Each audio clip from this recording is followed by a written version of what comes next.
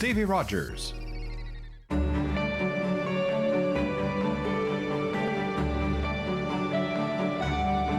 Vous regardez TV Rogers.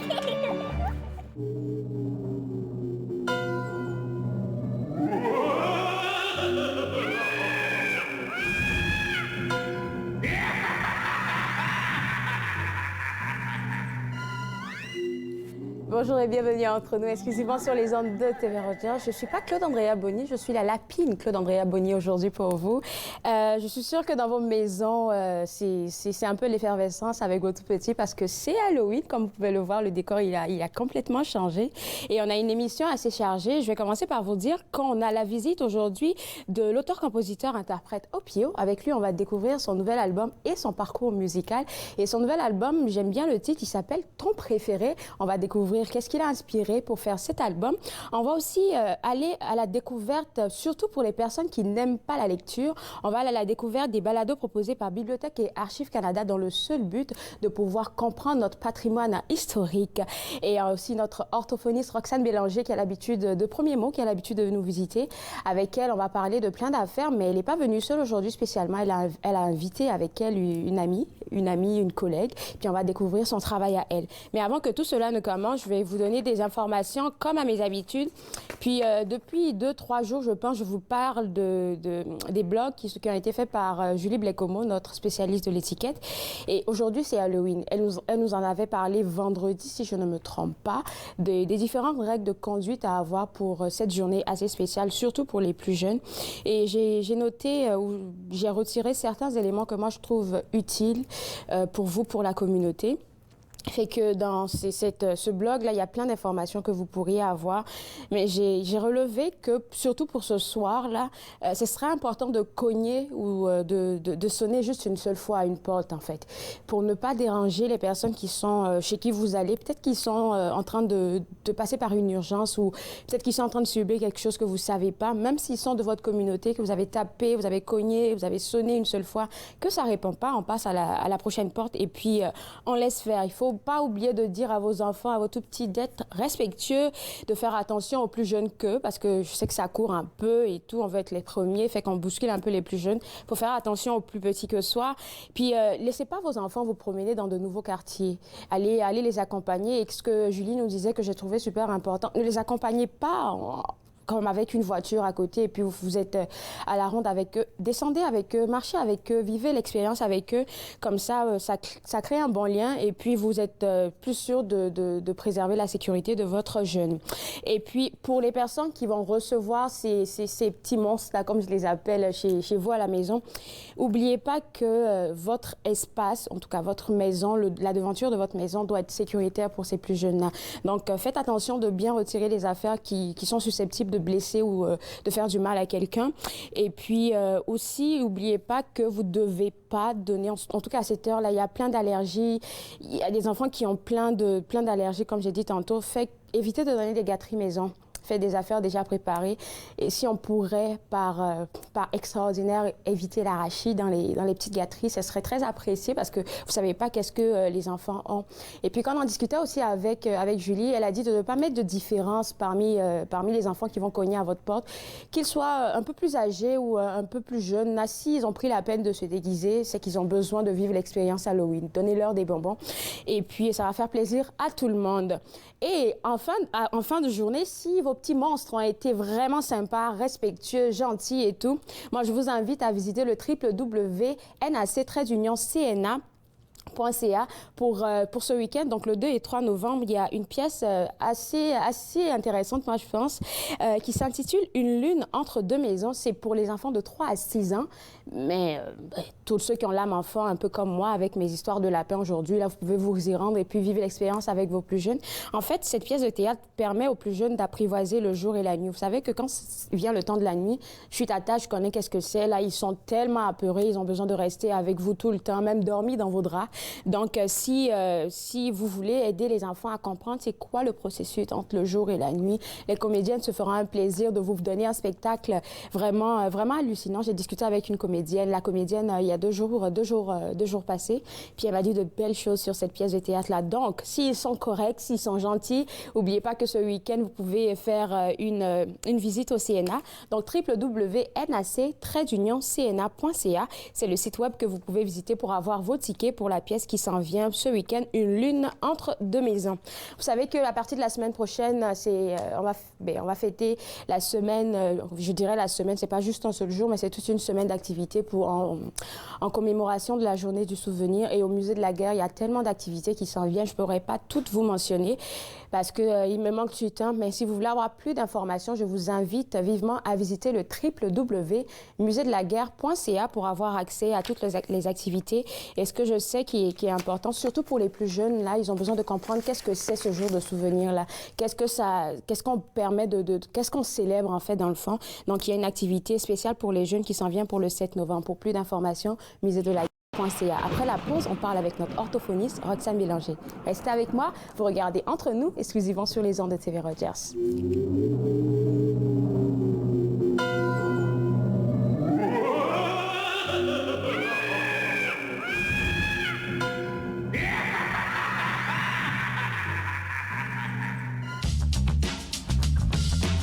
Cette émission est présentée par Télé Ella. Vous êtes enfin aux commandes. Pour en savoir plus, visitez rogers.com.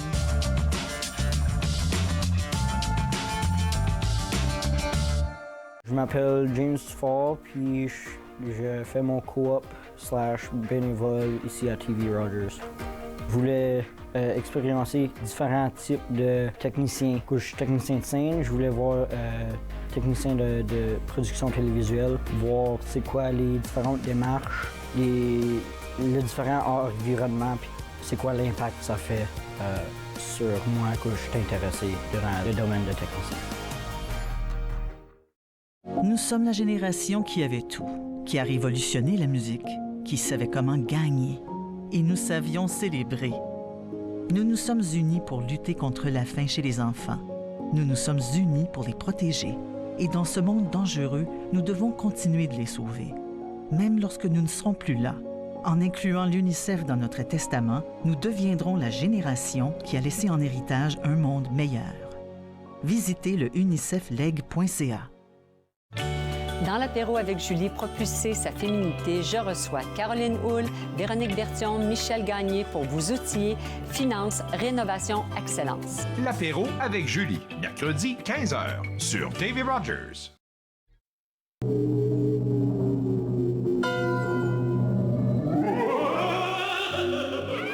De retour entre nous exclusivement sur les ondes de TV Rogers. Avec moi, Roxane Bélanger, comme je l'ai mentionné en début d'émission, elle est avec une invitée. Et puis, avec elle, à chaque fois qu'elle vient, on parle du développement du langage chez l'enfant. Puis moi, je viens c'est assez logique, là, mais c'est beaucoup plus...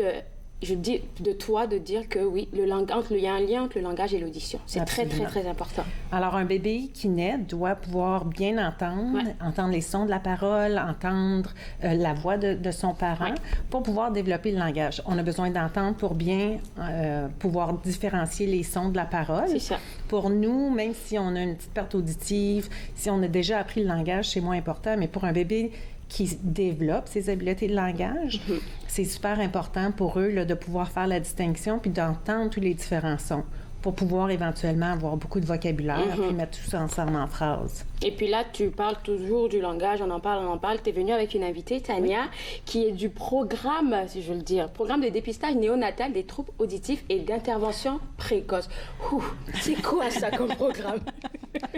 Alors, comme programme, comme ça suggère, c'est un programme qui offre des dépistages néonatals pour l'audition des nourrissons.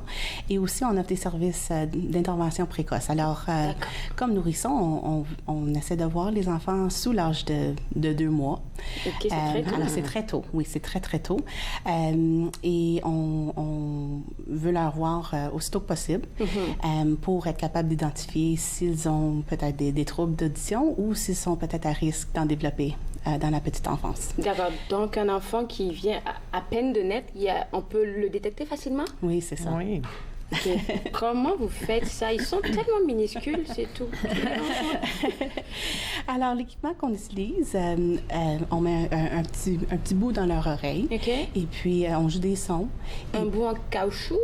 Oui, c'est genre en... Oui, ça ressemble à un petit ouate. Ben, pas un petit ouate, là, mais comme un efface d'un crayon un petit peu. Là, c'est très flexible. Puis ça vient s'insérer là, dans le conduit auditif là, à l'extérieur. Puis ça envoie... Comme Tania disait, là, des petits sons. Des petits sons. Alors, ça cause aucune douleur et ça prend à peine quelques minutes pour... ça cherche voir comment fonctionne l'oreille. Alors, on cherche un genre de réaction, merci, de l'oreille. Ouais. Et puis, autant qu'on trouve la réaction qu'on cherche, ça nous permet de dire que tout va très bien avec l'audition en ce moment. Et c'est quelle réaction que vous cherchez? Parce que vous savez que les tout petits, là, ils gigotent tellement. Comment vous arrivez à différencier, comme, oui, il entend, qu'est-ce que je suis en train de mettre à son oreille? Comment vous faites ça? C'est ça. Alors, quand on fait le dépistage, on cherche les bébés qui sont... qui dorment.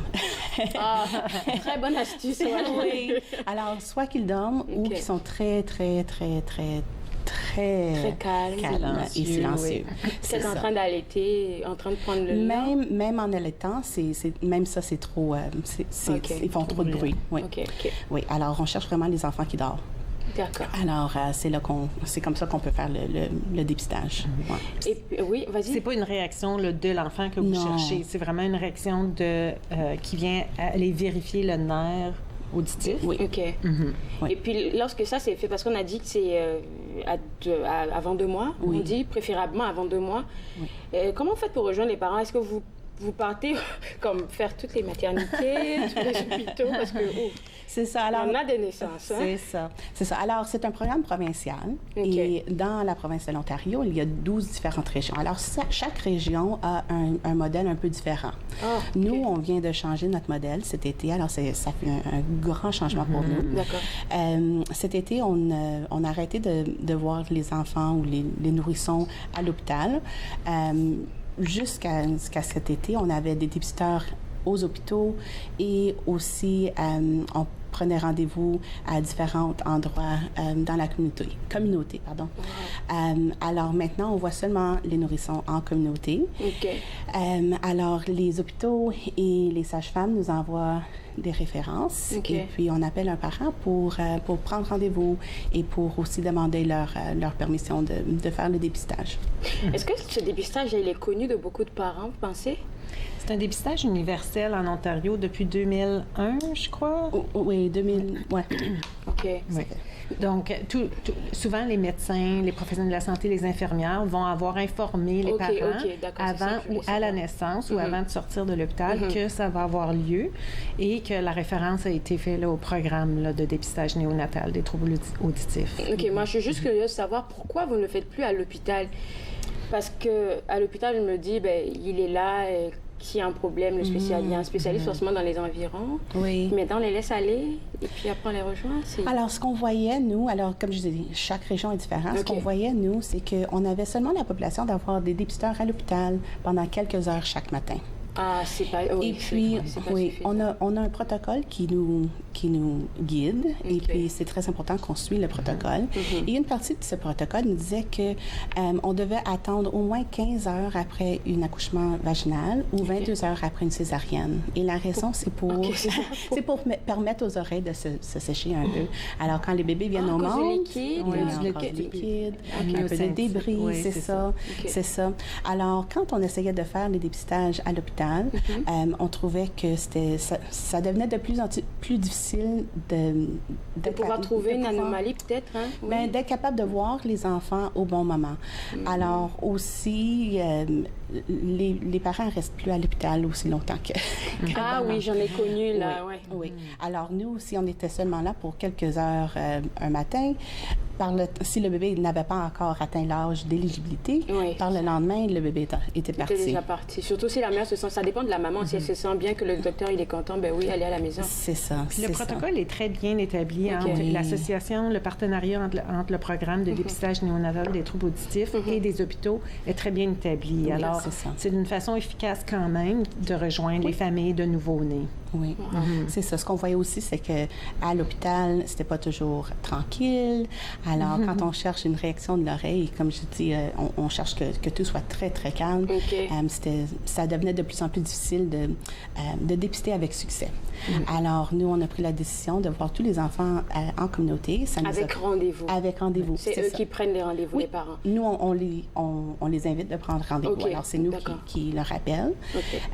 Mais oui, les parents prennent rendez-vous. Alors, ça nous a aussi permis d'ouvrir des locales un peu plus différents. Alors, on avait toujours quelques locales à travers la ville d'Ottawa. Et aussi, nous sommes responsables pour les comtés de Renfrew et Stormont, Dundas, Glengarry, Prescott Russell. Alors, on avait c'est grand. C'est ça, c'est grand, notre région. Alors, on avait des cliniques un peu partout, mais comme on avait les ressources en hôpital, en les enlevant des hôpitaux, ça nous a permis d'ouvrir d'autres locations aussi. Et puis ici, à Ottawa, c'est quoi vos locations?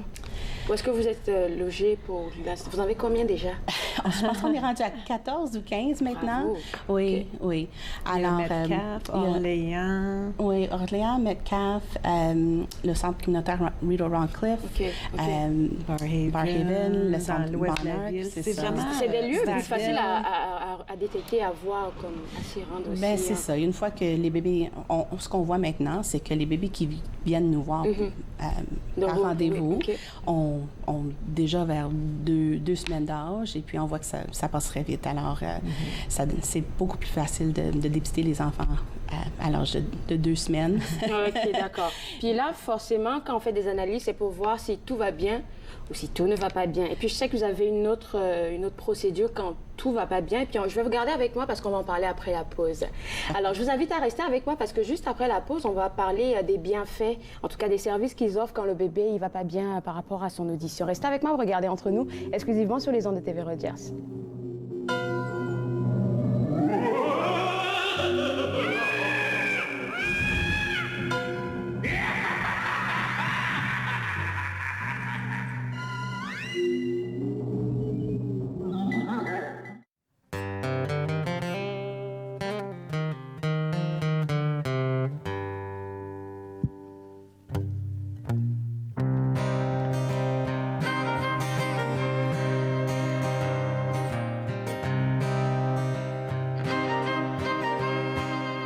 L'océan à l'autre,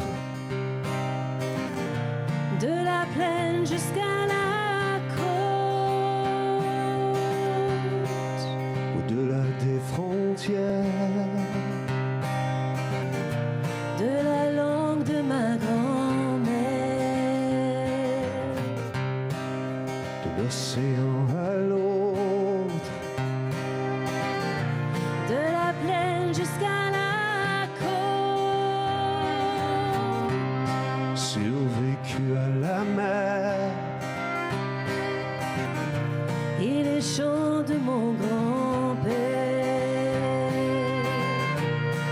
au large des prairies, quelques nuages d'Acadie,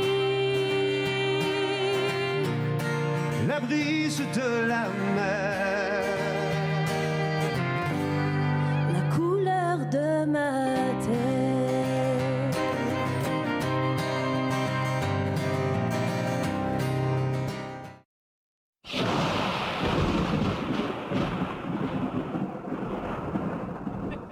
De retour à Entre nous, exclusivement sur les ondes de TV Rogers. Vous savez, ici, dans notre région, il y a un programme spécifique pour découvrir comment va l'audition de nos tout petits, de nos bébés.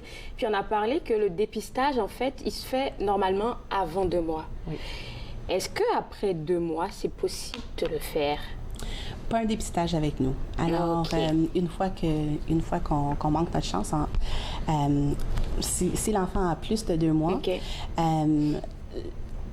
l'enfant, si jamais il y avait des inquiétudes au sujet de leur ouïe, de l'audition, les parents pourraient en parler avec le médecin de famille et puis le médecin de famille pourrait les référer pour une évaluation en audiologie, mais à ce temps-là, c'est vraiment c'est une évaluation complète. D'accord. Alors, dépistage, vraiment, c'est pour nourrissons.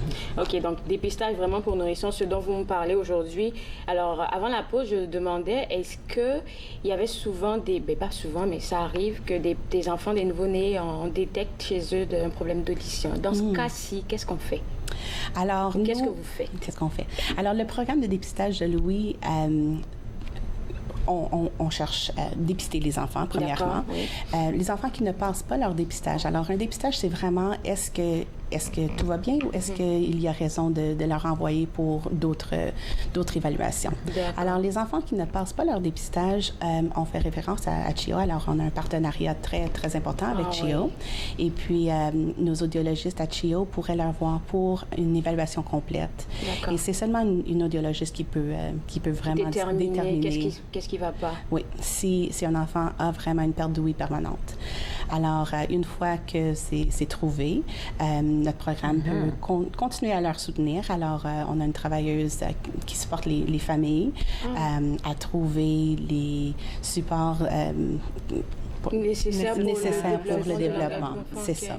C'est ça. Alors, on va les accompagner à des rencontres où il y aurait des discussions par rapport à l'utilisation des prothèses ou peut-être du langage, dépendamment du choix de la communication. Choix de la communication. Alors, encore avec des partenariats, les familles peuvent choisir une communication verbale ou bien une communication de langue signée. Alors, fait qu'ils ont plein de références, plein de choix pour pouvoir exactement se sentir à l'aise avec ce dans quoi ils veulent embarquer. C'est ça. Alors, la travailleuse leur laisse le choix de faire ce qui va être important pour la famille. D'accord. Puis dans ce temps-là, quand vous l'avez dit que vous ne vous occupez pas vraiment de ça, c'était juste le dépistage pour les enfants de 2 mois. Mais est-ce que vous pensez qu'il y a des affaires qu'en tant que parent, on devrait faire ou qu'on devait pratiquer, à la maison pour voir si est-ce que ça va? C'est ça. Alors, nous, ce qu'on fait après notre dépistage, c'est qu'on suggère que les familles enregistrent leur courriel avec le bilan de la communication. Ah, OK. Voilà pourquoi il y a un lien avec Premier Mot. OK, d'accord. C'est ça. Nous, on fait partie du même service. On est les services spécialisés préscolaires, donc des programmes spécialisés en préscolaire. Il y a le programme Premier Mot, il y a le programme de dépistage néonatal et il y a le programme de cécité et basse vision. Alors, on est 3 programmes qui est gérés par la même agence. On devrait en parler aussi. Oui, on pourrait. Je ramènerai un autre collègue. Et puis, ça nous permet de vraiment établir des liens pour vraiment mieux outiller la famille à savoir comment bien continuer le cheminement de l'enfant. Alors, c'est ça. Le bilan de la communication de Premier Mot, les parents peuvent s'inscrire. Puis, on a fait une petite association où, quand ils vont pour leur dépistage, ils reçoivent un pamphlet qui décrit les étapes de développement, du langage à regarder, à essayer de viser. Et il y a une information au sujet du bilan de la communication de Premier Mot et d'aller sur notre site web, de s'inscrire pour pouvoir avoir des rappels à chaque C'est qu'en fait, dans le fond, vous prenez un peu le relais parce que là, on va parler de la communication, développement du langage, de la communication. C'est ça. OK, d'accord. Puis, il faut dire aussi que c'est seulement pour les résidents permanents. Les résidents permanents de l'Ontario. Ce dépistage. Alors, oui, c'est un programme provincial. Comme nous avons vu des grands changements au niveau régional, cet été, on a aussi vécu des grands changements aux régions. Déjà que je ne connaissais pas le programme, on m'annonce qu'il y a des changements. C'est quoi ces changements? Alors, le programme de dépistage néonatal de l'ouïe, on a fait un partenariat avec le programme de dépistage néonatal Ontario. D'accord. Alors, quand les bébés sont nés, la majorité d'eux vont avoir ce qu'on appelle la piqûre au talon. Oui, alors, parce que c'est un échantillon de sang qu'ils prennent. Et puis, la carte est envoyée à DNO, à Dépistage Néonatal Ontario. Et eux, ils vont faire des tests pour détecter. Il y a toute une longue liste de maladies ou d'anomalies. De malformations. C'est ça. Alors, en partenariat avec eux, lorsqu'on appelle les parents maintenant pour prendre rendez-vous, on peut offrir un dépistage élargi. Alors, on peut leur offrir la chance de aller prendre... Nous, on va prendre le même échantillon de sang. Alors, il n'y a aucun autre sang qui qui a besoin d'être pris. Les mamans n'aiment pas voir leurs enfants se faire non, j'ai pas supporté pour mes C'est ça, on prend aucun autre sang. Okay. Mais à l'aide du même échantillon, on peut aussi tester pour un virus appelé le cytomégalovirus. C'est quoi ça? Cytomégalovirus. Aussi, il y a des anomalies génétiques qu'on peut identifier à partir du test de sang. Oui. Alors, ça nous... les anomalies génétiques, évidemment, il n'y a rien qu'on peut faire pour changer les gènes, mais ça nous permet de supporter les familles tout de suite. Lorsque ça peut identifier les enfants qui seraient à risque de développer un problème auditif qui n'a peut-être pas en ce moment, mais qui pourrait se développer. Est-ce que vous arrivez à détecter ça avec le sang? Oui, oui. Et puis, avec le virus qu'on cherche, il existe un traitement. Alors, plutôt c'est détecté, plutôt c'est... Aussitôt, c'est ça. On doit détecter le virus et plusieurs enfants qui ont ce virus vont avoir aucun signe ni symptôme. Mais pour ceux qui ont des signes et des symptômes, on peut leur offrir un traitement antiviral. Okay. Alors, pour ceux-là, les symptômes doivent être identifiés sous l'âge de 4 semaines. Alors, ça ne donne pas grand temps de trouver les enfants, recevoir le consentement, partager le consentement avec des NO. Alors, c'est tout un processus, c'est ça. Wow. Et on doit le faire avant l'âge de 4 semaines pour qualifier pour le traitement. Fait qu'après l'âge, c'est plus... c'est un peu plus difficile. C'est moins efficace, c'est ça. Mais ils travaillent justement là, avec le dépistage néonatal, avec aussi des médecins, des pédiatres qui sont formés pour aller rejoindre ces familles-là, puis qui ont des expertises là, avec le cytomégalovirus. Vous avez parlé des travailleuses qui travaillent avec vous pour accompagner les parents quand il y a des cas où est-ce que l'enfant a un problème vraiment d'audition. Est-ce que vous avez aussi... je dirais pas des groupes de soutien ou des personnes de soutien, peut-être pour discuter avec... Vous savez, c'est quelque chose, surtout pour une nouvelle maman, c'est quelque chose qui fait peur, comme savoir que son enfant a un problème d'audition, C'est ça. Alors, la travailleuse, elle a accès à plusieurs services et supports qui sont disponibles dans notre région. Alors, nous, on est tellement choyés d'avoir Sonia qui est capable de supporter ces familles, de vraiment leur guider dans le processus. Oui, puis elle est bilingue, puis elle offre là, des rencontres individuelles, elle offre des groupes d'information, de support, puis selon les besoins puis les tendances, elle va offrir différentes interventions. Bon, d'accord. Là, j'ai appris plein d'affaires. Avec toi, à chaque fois qu'on parle, il faut qu'on rappelle aux parents à la maison qu'il y a le bilan de communication. C'est juste un dépistage un peu dans le fond. C'est pour voir. Si les parents ne sont pas prêts là, à prendre là, ce 10 minutes-là à ce moment-là pour aller faire tout le bilan, ils peuvent aller sur la section âge et stage, juste aller lire les étapes de développement pour aller voir si les enfants rejoignent ces étapes-là. Puis ensuite, plus tard, quand ils ont un petit peu plus de temps. Puis de répit d'aller remplir le dépistage. Ça donne des résultats immédiats. Ça dit si l'enfant répond aux attentes ou s'il a besoin d'être référé. D'accord. Merci beaucoup, Roxane. Et puis le site web pour vous, c'est lequel pour avoir plus... je vais vous laisser le dire parce que je sais qu'il y en a un en français qui est assez long. Alors, ça serait d'aller sur le site de Premier Mot. OK, c'est bon. Premier Mot Ottawa. Puis, dans notre onglet, il y a un onglet Vision et Audition. D'accord, parfait. Sur la section Audition. Tout est beau. Toute l'information est là. Merci beaucoup à vous deux. Et puis, vous à la maison, comme elle a dit, c'est facile. www.premiermot.ca. Il y a un onglet Vision et Audition. Faites juste cliquer là-bas pour avoir plus d'informations, pour savoir comment se porte l'audition de votre tout petit. Après la pause, on découvre ton préféré. Vous regardez Entre nous, exclusivement sur les ondes de TV Rogers.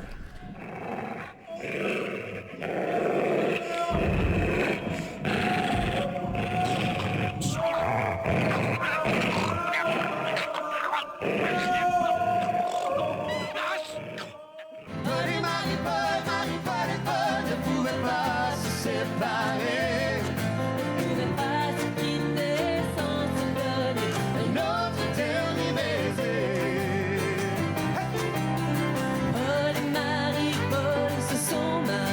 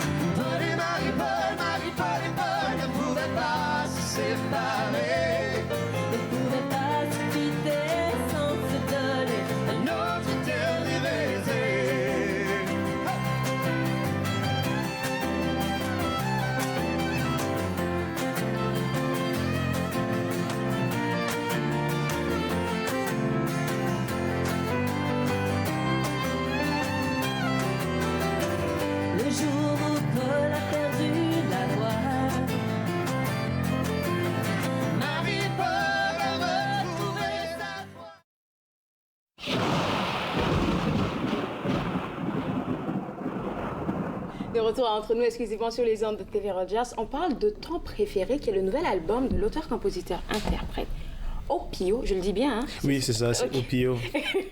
Puis en fait, toi, c'est la première fois que j'ai affaire à un artiste comme ça qui a vraiment pas commencé dans la musique. Là, ton parcours, là, tu m'expliques un peu de journaliste. Ben, t'es étudiant en journalisme, puis là, tu descends en musique. Ben, en fait, c'est pas très étrange. Je veux dire, nous avons plusieurs centres d'intérêt. Ben oui. Et donc, voilà, nous ne sommes pas unidimensionnels. Okay. Au départ, j'ai décidé de faire des études en journalisme, mais la musique était toujours une passion. Et aujourd'hui, je continue à travailler. J'ai un travail et je fais la musique également. Je fais les deux choses en même temps. À temps partiel, en fait, la musique. Hein? Oui, la musique, je la fais à temps partiel. Je gagne pas suffisamment d'argent pour... je gagne pas suffisamment d'argent grâce à ma musique. Donc, je suis obligé d'avoir une autre activité plus lucrative. Mais la musique, c'est quelque chose que je fais sérieusement. Je le fais avec beaucoup de professionnalisme. Et, c'est une passion pour toi, donc c'est clair que... Oui, c'est une passion. J'essaye à chaque fois de progresser, j'essaye de faire des efforts, j'essaye à chaque projet de franchir un nouveau palier. Et je pense qu'avec ce nouvel album, Ton préféré, j'ai réussi à atteindre mon objectif. Je pense que les retours sont assez positifs. Okay. Et je pense que les gens qui ont écouté ont vraiment apprécié l'album et ils disent que c'est le meilleur que j'ai fait jusqu'à présent. Waouh! Tu parles d'atteindre des objectifs. C'était quoi ton objectif pour Ton préféré? Qu'est-ce que tu avais en tête en tant qu'artiste, comme pour cet album, je veux ça? C'était quoi? J'ai beaucoup d'objectifs. Dimanche dernier, il y a eu le gala de la disque. Okay. Et je l'ai regardé à la maison. Et je me dis, l'année prochaine, il faut que je sois sur scène et que je chante avec mes autres collègues rappeurs. Ça fait partie de mes objectifs. Donc, je veux avoir une plus grande fanbase. Je veux évidemment avoir plus de fans, plus de streams, plus d'argent. Donc, en fait, toi, tu fais du rap, c'est ça? Du rap ou du R&B? Je fais du rap. OK. Exclusivement? Malheureusement, je ne sais pas chanter, mais je travaille avec des gens qui savent bien chanter. Je fais du rap, je ne fais pas de R&B. Puis le rap, il y en a de différents genres. Je sais qu'il y a du rap, comment ils appellent ça? Le rap gangsta. Il y a le rap conscient. Exactement, rap conscient. Qu'est-ce que toi, tu fais? Dans quel registre tu te trouves? Je préfère dire que je fais du rap humain. Du rap humain? Ouais. J'ai pas vu ça dans les critères des différents raps. Explique-moi, qu'est-ce que c'est, le rap humain? Ben, en fait, en général, dans le rap, je trouve qu'il y a trois grandes catégories. C'est-à-dire, il y a le rap gangster, il y a le rap conscient et il y a le rap ego trip. Et moi, en fait, je pense que je ne suis dans aucune de ces catégories. Wow. Moi, je fais du rap. C'est unique, en fait, hein, c'est ça? Je fais du rap, oui, c'est ça. Donc, je fais du rap, je veux que les gens puissent s'identifier à mes lyrics. J'essaye d'être vulnérable dans mes chansons. Okay. Et j'essaie, voilà, d'être tout simplement humain. Ça, c'est la question qu'on va te poser en tant qu'artiste. D'où est-ce que tu tires ton inspiration, les histoires que tu racontes dans tes musiques? Et où est-ce que tu tires ça?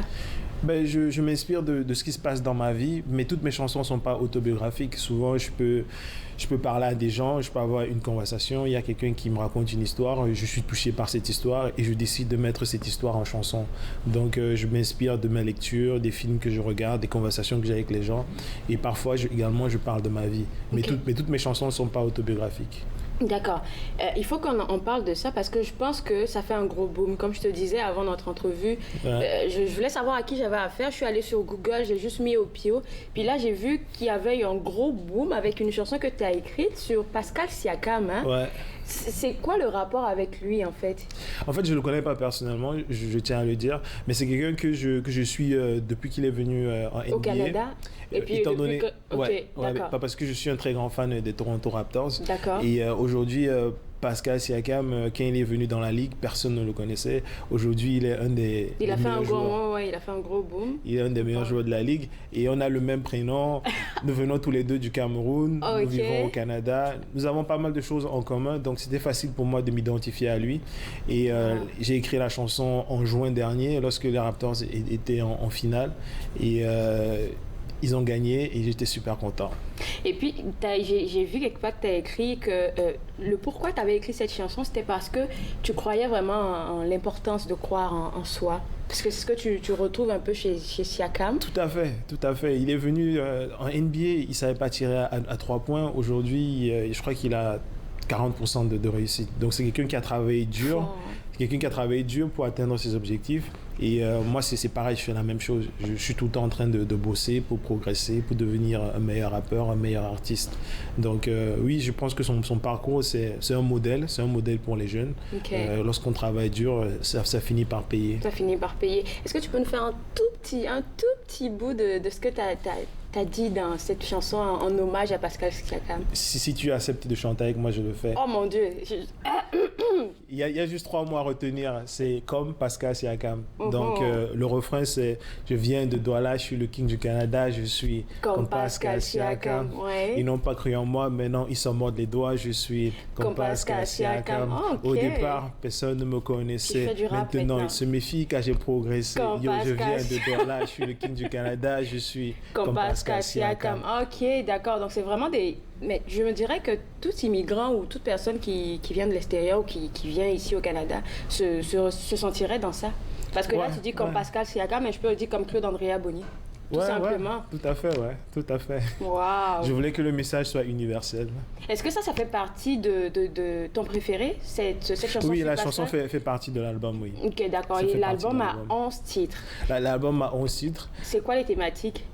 Je parle de plusieurs choses. Par exemple, il y a la chanson Can't Go On, où je parle de la violence conjugale. Il y a également la chanson LEF 2019, Liberté, Égalité, Fraternité, où je parle de la crise politique qu'il y a eu au Cameroun l'année dernière et cette année. Je parle de différents sujets et je parle également d'amour. Ça ne saurait manquer. L'amour, c'est le sens de la vie. Il y a des chansons d'amour également. C'est un très bel album. Je pense que c'est un album qui est assez concis. Je voulais pas qu'il y ait trop de chansons, donc j'ai vraiment mis les meilleures chansons.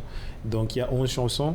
Et là, mon objectif, vu qu'on parlait de Pascal Siakam, ce serait de tourner le clip de la chanson Pascal Siakam. Ça me fait penser à quelque chose, hein? Et j'aimerais qu'il soit dans le clip. Donc je sais pas s'il va regarder l'émission, mais s'il regarde l'émission...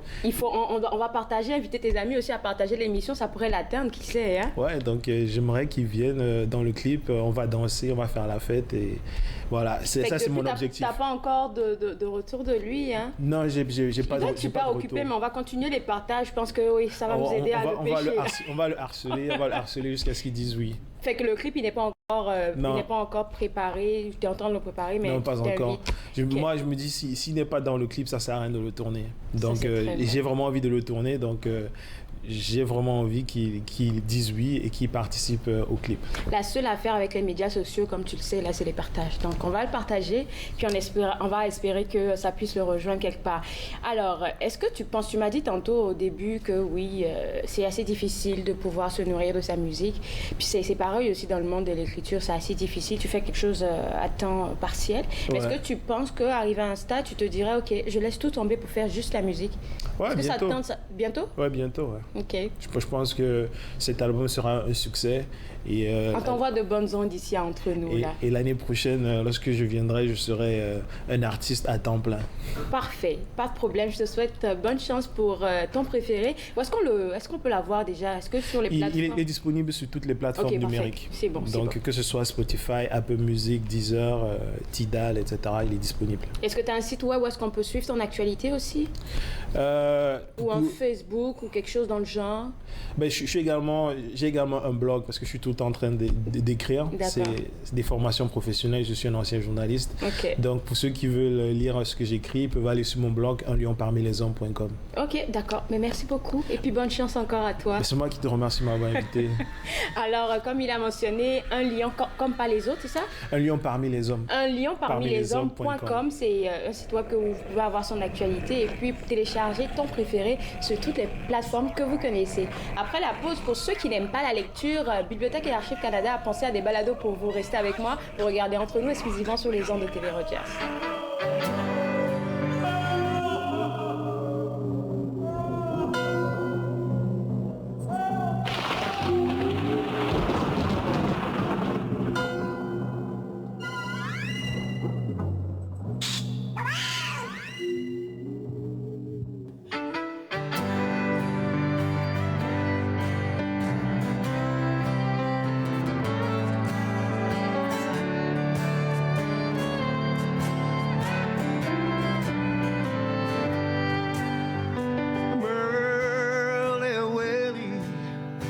balcons et Tweety, le vieux country a changé ma vie. Loretta et Patty, Crystal et Dolly, le vieux country a changé ma vie. Mon père me chantait I walk the line. Si je pouvais l'entendre encore, just one more time. Merle et Willie, balcons et Tweety, le vieux country a changé ma vie. Loretta et Patsy.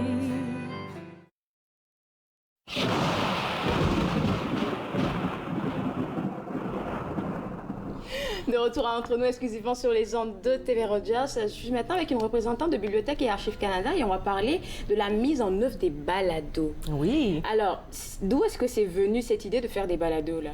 En fait, c'est une aventure qui a commencé en 2012 à Bibliothèque et Archives Canada. OK, ça fait longtemps, 7 ans? Ça fait quand même longtemps. Et puis, c'est une initiative qui est vraiment née du désir de pouvoir partager nos collections avec le grand public.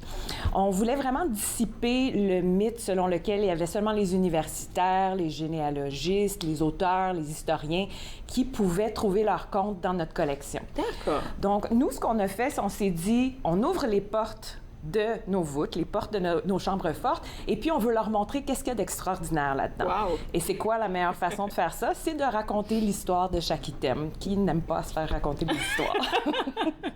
Puis là, vous êtes lancé dans ce processus-là. Et puis, comment ça a commencé, en fait? Vous m'avez dit c'était en 2012. Puis, OK, là, on a pris des affaires, on va dire, je dis n'importe quoi, là, on a pris des affaires qui ont rapport avec la politique. Oui. Puis on s'est mis là, on a fait un balado comme ça. C'est comme ça que ça s'est construit ou? En fait, nous, on a vraiment beaucoup de gens passionnés qui travaillent pour Bibliothèque et Archives Canada. Beaucoup, là, parce que vous en avez déjà rencontré. Oui. Alors, ce sont des sujets que ces personnes-là on connaissait, suggérés, qui connaissaient beaucoup. Et on s'est dit, ça serait intéressant d'en parler. Un peu la façon qu'on crée un balado, justement, c'est de se dire, hey, cet item-là, j'aimerais ça savoir qu'est-ce qui s'est passé alentour de ça. OK. Je vous donne un petit exemple. Aujourd'hui, c'est l'Halloween. Donc, pour vous mettre dans l'ambiance, on a un podcast qu'on a fait sur les ovnis. Alors, c'est quelque chose qu'on se dit, je savais même pas qu'il y avait ça dans notre collection. Contrairement à la croyance populaire, les extraterrestres n'atterrissent pas seulement dans les champs au Texas. Il y en avait aussi au Canada.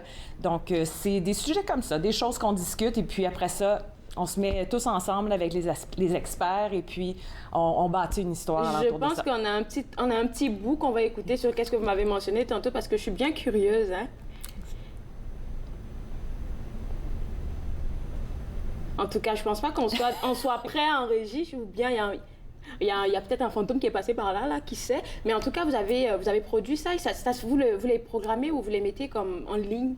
Oui. Comme il y en a 2 par mois, il y en a un à chaque 2 mois. Comment ça se passe? En fait, juste pour remettre un peu dans l'ambiance, là, je vais vous dire l'histoire des ovnis. En fait, c'est arrivé en 1967. C'est arrivé à Falcon Lake, au Manitoba, proche de Winnipeg. Et puis, c'est un fermier qui a vu vraiment des boules lumineuses arriver vers lui. C'est sérieux, c'est une vraie histoire. C'est vrai, oui. Et puis, ça a été... c'est dans les archives, en fait, même de la GRC. Il y a eu vraiment des enquêtes. Cette personne-là a eu des brûlures. Donc, son fils a écrit un livre là-dessus. Et oui, c'est tout vrai. Donc, on a une belle histoire par rapport à ça. J'ai les yeux figés, du coup. Oui, je sais. Il y a plein de choses intéressantes comme ça dans nos archives. En fait, pour revenir à la production du balado, une fois qu'on a trouvé notre histoire, justement, notre item intéressant, Il y a beaucoup de travail avec plusieurs personnes. Moi, je fais les entrevues avec les experts. Il y a beaucoup de recherches, évidemment. Puis après, ben, c'est l'équipe de production qui fait sa magie. Alors, tout ce qui est montage, tout ce qui est la narration, tout ce qui est la traduction, les clips d'archives. Et puis, ils prennent tous les morceaux de notre casse-tête et puis ils font une belle histoire avec ça qu'on met en ligne. On va aller pour cette histoire d'extraterrestre. Là, je pense qu'on a un tout petit bout qui est prêt maintenant.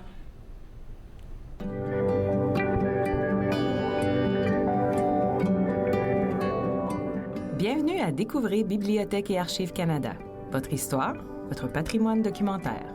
Ici Josée Arnold, votre animatrice. Joignez-vous à nous pour découvrir les trésors que recèlent nos collections, pour en savoir plus sur nos nombreux services et pour rencontrer les gens qui acquièrent, protègent et font connaître le patrimoine documentaire du Canada.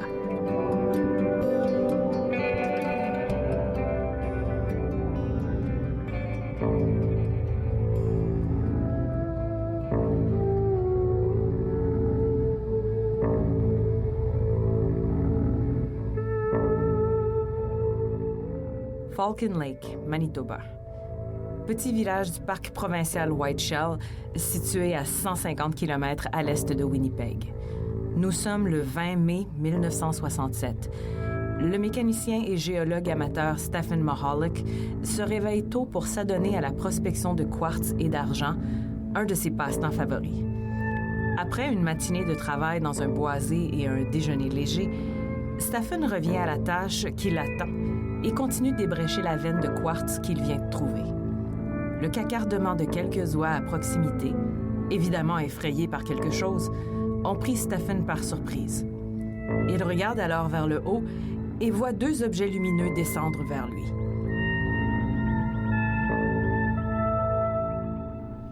Wow! Moi, j'étais déjà partie, si on peut le laisser jusqu'à la fin de l'émission.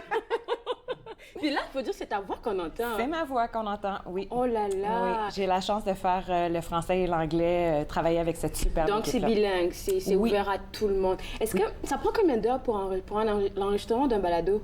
En fait, l'enregistrement en tant que tel, c'est vraiment juste la petite partie. Donc, moi, ça va prendre probablement 2-3 heures, l'enregistrement, mais le travail... Pour un thème, pour un sujet. Oui.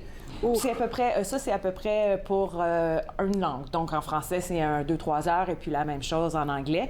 Mais le gros travail est vraiment fait derrière le rideau par les chercheurs puis par l'équipe de production. Donc, c'est un gros travail d'équipe. Moi, j'ai juste la chance de donner vie à cette histoire-là, à ces histoires-là. Et puis, il y a combien de vous? C'est juste ta voix qu'on entend? Il n'y a pas de discussion comme... Oui, en fait, durant l'histoire, les personnages vont parler. C'est un peu comme un livre audio. Donc, Stephen Mahalik, dans les extraits, on entend un comédien qui va faire sa voix. Et puis, donc, il y a vraiment des discussions, des clips d'archives aussi, parce qu'on a des archives sonores. Donc, des clips d'archives qui sont reliés à ce temps-là. Puis, ce qui est intéressant aussi, c'est qu'on a des albums Flickr avec des photos qui sont montées et puis ça peut agrémenter lorsqu'on regarde justement, qu'on écoute le balado, de pouvoir regarder les photos, pour agrémenter ça. Wow! On va continuer cette belle discussion après la pause. Je te garde avec moi, Josée. Et puis, restez avec moi parce que juste après la pause, quand on revient, on va continuer de parler des différents thèmes qui ont été élaborés par Bibliothèque et Archives Canada. Vous regardez Entre nous, exclusivement sur les ondes de TV Rogers.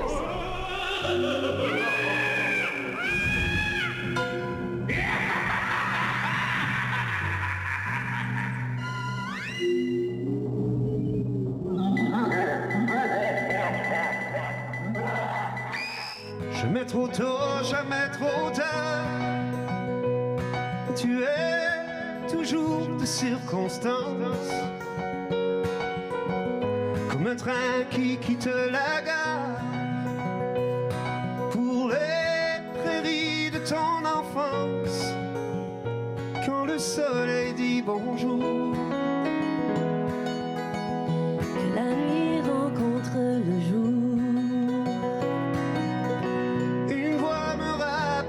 toujours que peu importe les détours, avec tes yeux de lucide star, tu iras loin, tu iras fort, avec ta voix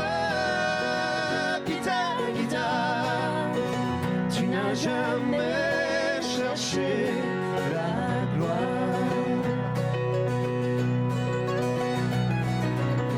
Comme la lumière dans un phare qui vient traverser la brûlante pour que les bateaux ne s'égarent la nuit quand la lune est absente. Jamais trop tôt, jamais trop tard.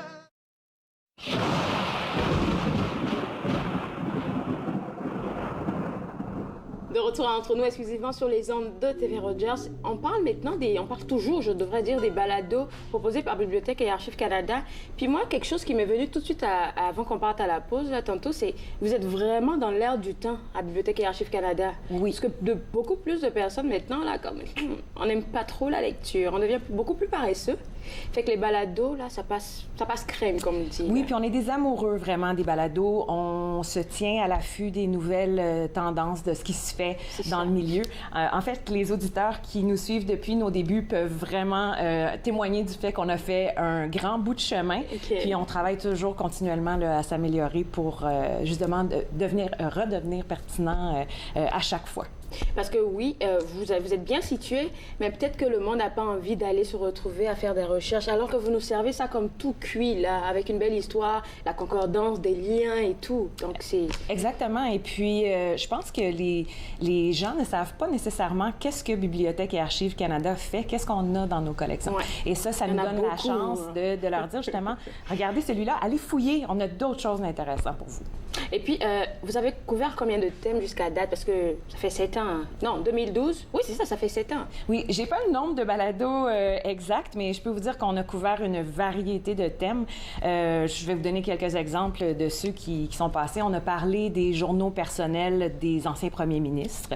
On a parlé de sport, on a parlé du curling, qui est très important au Canada. On a parlé aussi de musiciens célèbres. On a parlé de la Bolduc. OK. Wow. Et puis, on a parlé aussi, un qui est cher à mon cœur, de Bill Miner, le dernier des hors-la-loi. Donc, braquage de train au Canada, prison et aventure. Donc, on parle de plusieurs choses. Puis, on a des bons thèmes aussi qui s'en viennent bientôt. Encore une fois, sport. On va parler de boxeurs. On a eu des champions boxeurs poids lourds au Canada. On va parler aussi de Eva Gauthier, qui a été une visionnaire pour l'industrie canadienne de la musique. Donc, plein de beaux thèmes qui s'en viennent. Puis on a même des petites surprises là, au niveau des balados, du format de balado.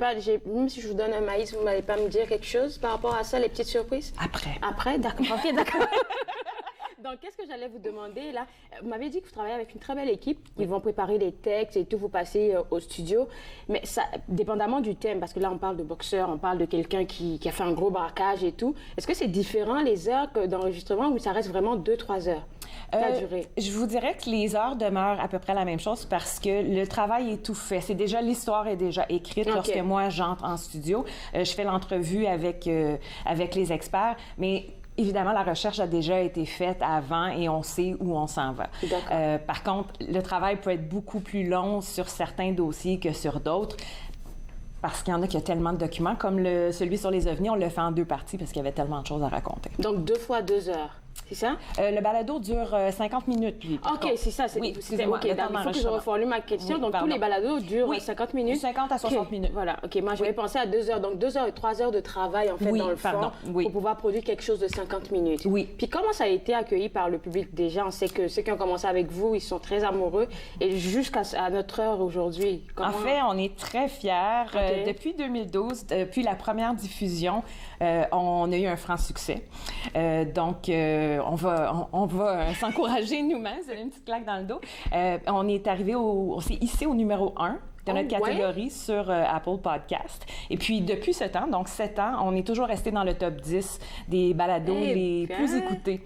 Donc, on reçoit aussi des lettres des auditeurs qui vont nous dire merci de m'avoir fait découvrir les choses. Et puis, ça me donne le goût d'aller fouiller, d'aller voir. On a des suggestions des fois aussi. Est-ce qu'on peut donner des suggestions, poser des questions encore pour approfondissement? Absolument, absolument. Et puis, nous, on est capable après ça de rediriger les gens gens vers les archivistes, vraiment pour avoir plus d'informations. Notre site web aussi comprend beaucoup d'informations, mais effectivement, on répond à tous les courriels qu'on reçoit, puis on aime toujours recevoir du feedback. Tout ce que vous m'avez mentionné, comme les différents thèmes que vous couvrez, c'est vraiment des affaires qui ont rapport avec le Canada. Est-ce qu'on part aussi à l'international ou on reste dans notre patrimoine ici? On reste dans notre patrimoine documentaire. On veut vraiment... faut que ce soit pertinent et que ça touche l'histoire canadienne. Oui, surtout avec la nouvelle génération qui n'est pas trop focus à l'histoire. Je suis très d'accord avec vous d'aller les rejoindre comme ça. C'est comment qu'on fait les téléchargements, comme pour avoir accès au balado? Là, vous m'en posez une très bonne technique. Je vous allez sur la plateforme de... Oh, facile comme ça? Oui, c'est facile comme ça. Disons, vous allez sur Spotify ou peu importe la plateforme sur laquelle vous allez pour aller chercher iTunes, Apple Podcast, Google Play. Et puis, vous allez télécharger le balado ou l'écouter en ligne. Et c'est pas plus compliqué que ça. Bon, merci, José. Je vais te garder avec moi pour la conclusion. Je pense que je vais penser à une petite question que je dois te poser. Et puis vous, à la maison, comme vous avez entendu, les balados, ils font 50 minutes. Ça passe rapidement à écouter une belle voix comme celle de José et puis entendre une belle histoire qui va vous nourrir sur l'histoire du patrimoine de chez nous. Donc, vous allez visiter le site web de Bibliothèque et Archives Canada pour avoir plus d'informations. On revient après la pause. Restez avec moi pour regarder Entre nous, exclusivement sur les ondes de TV Rogers.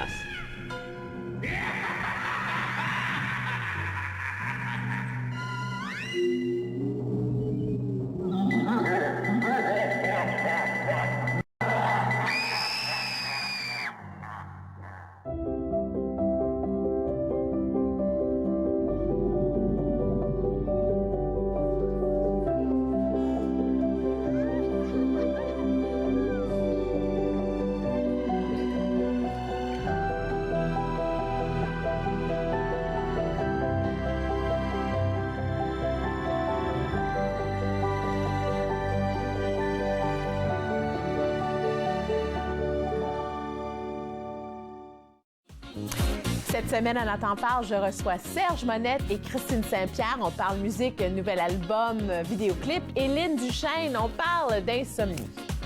Nathan Parle, mercredi 20h, sur TV Rogers. Je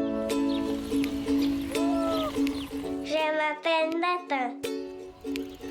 J'aime vraiment ça faire du vélo. J'adore aller vite. C'est fun. Quand il fait chaud, j'aime jouer dans les jeux d'eau pour m'arroser. Tes amputés de gaz qui m'ont donné me protègent. Merci! Amateurs de hockey, ne manquez pas notre prochain match de la LHJMQ alors que les Remparts de Québec viendront affronter les Olympiques de Gatineau. C'est un rendez-vous ce vendredi 19h30 sur TV Rogers. De retour Entre nous exclusivement sur les ondes de TV Rogers. J'ai gardé José avec moi. On parle des balados proposés par Bibliothèque et Archives Canada que je trouve extraordinaires, disponibles sur toutes les plateformes, je devrais dire, puis aussi sur votre site web. Puis c'est quoi l'avenir là? Tu me dis un peu qu'est-ce qui s'en vient avec vous? Parce que les balados, vous voulez aller un peu plus loin, toucher plus de monde. Oui, mais je peux vous donner une idée des sujets, un avant-goût de ce qui s'en vient. OK. Alors, on va premièrement parler de sport. D'accord. On va présenter 2 athlètes exceptionnels canadiens qui ont vraiment laissé leur marque au début des années 1900. D'accord. Alors, la première personne qu'on va vous présenter, c'est Gagwege, qui a été aussi connu sous le nom de Tom Longboat. Et c'était un légendaire coureur de longue piste. Donc, on va apprendre à travers l'histoire tous les obstacles qu'il y a eu à traverser et puis comment il s'est hissé au sommet. On va parler d'un boxeur de toute petite stature, à peu près 5 pieds 7, mais il était tellement puissant. Il est devenu le champion du monde des poids lourds. Puis on va aller aussi sur le côté de la musique avec Eva Gauthier. Parfait. Qui était une visionnaire. Beaucoup de choses à venir en tout cas. Merci beaucoup d'avoir partagé ça avec nous. Merci. Moi, elle m'a confié le secret, mais je vous dirai rien du tout. Si vous voulez avoir plus d'informations, www.bac-lac.gc.ca, c'est le site web de Bibliothèque et Archives Canada. Moi, je me suis fait le plaisir de passer 7 heures avec vous. On se voit demain à l'émission. On va parler de sécurité informatique et de découvrir aussi les dernières nouvelles technologies. On se voit demain à l'émission. Bye! Faites-nous part de vos commentaires en composant le 613-521-2323 par courriel sur Facebook et Twitter.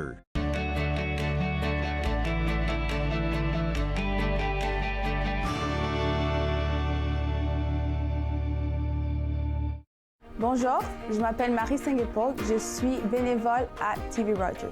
J'ai choisi TV Rogers, c'était un test pour moi parce que je voulais voir si j'étais vraiment à l'aise sur ce milieu de médias. Je trouve que le programme est très bien organisé et c'est bien pour des élèves qui veulent déjà se mettre en avant dans le métier qu'ils veulent faire plus tard. Que tu aimes le milieu de la télévision, tout ce qui est reportage, je pense que c'est le bon endroit pour toi. Je suis membre pour aider les autres. Parce que ça fait partie de mes valeurs. Pour donner l'exemple à mes enfants. Je suis membre pour servir ma communauté. Pour changer la vie de quelqu'un. Pour reconnaître les sacrifices faits pour nous. Je suis membre pour ma mère. Mon grand-père. Mon voisin. Pour ceux et celles qui ont servi. Et qui servent toujours. Je suis membre. Je suis membre. Je suis membre de la Légion.